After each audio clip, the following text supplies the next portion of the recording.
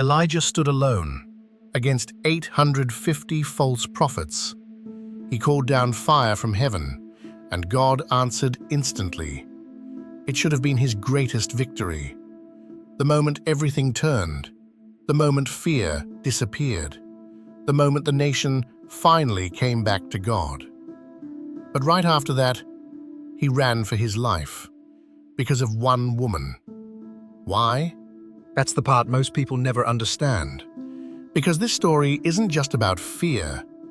It's about what happens after the miracle.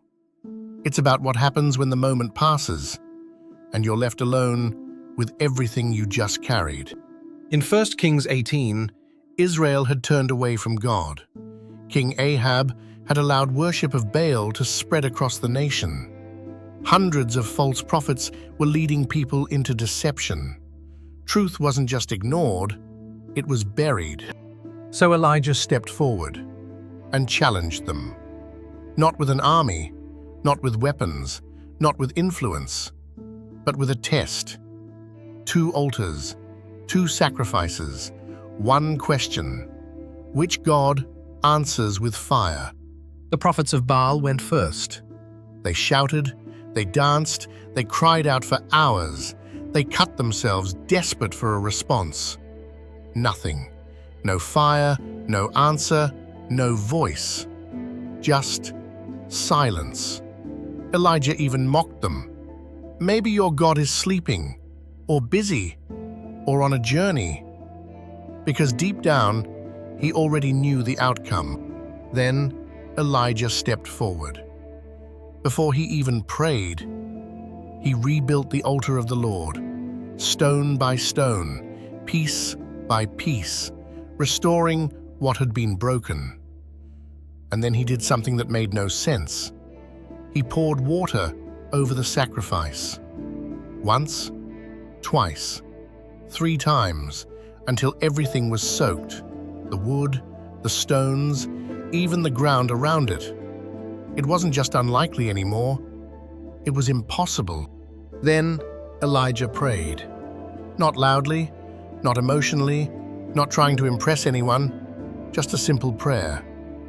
And suddenly, fire fell from heaven. It consumed everything. The sacrifice, the wood, the stones, even the water in the trench. Nothing was left.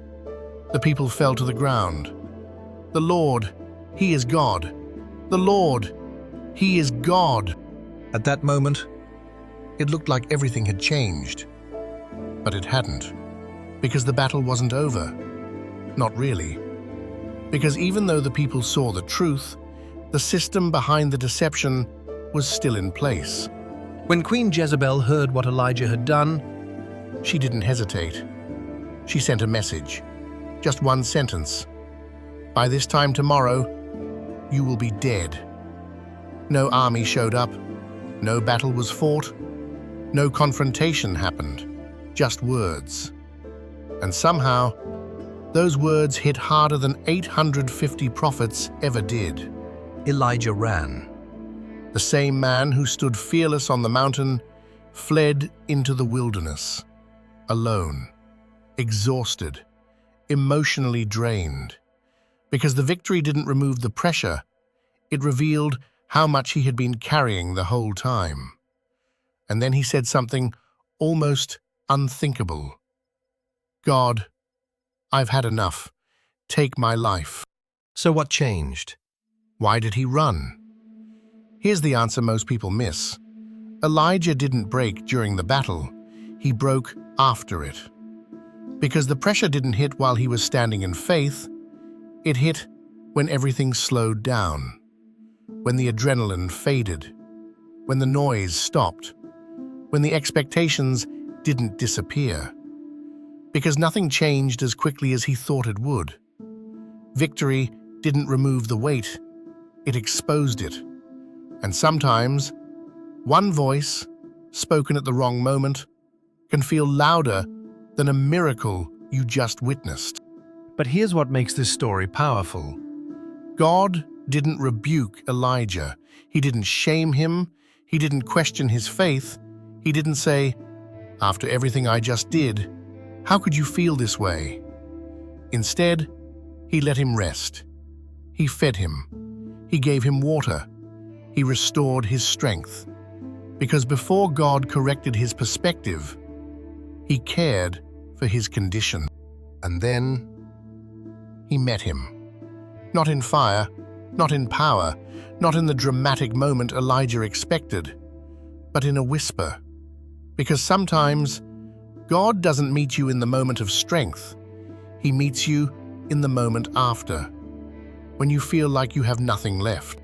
So if you've ever felt strong one moment And completely overwhelmed the next, you're not alone. Even Elijah was there. Subscribe, because some of the moments that feel like you're falling apart might actually be where God meets you the most.